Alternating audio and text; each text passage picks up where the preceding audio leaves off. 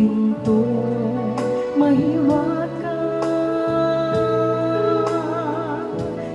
ibubukas ng kusa. Si Jesus ang dooy tumutugtog, naghihintay ng sagot. Sumagot ka na ba sa Kanya?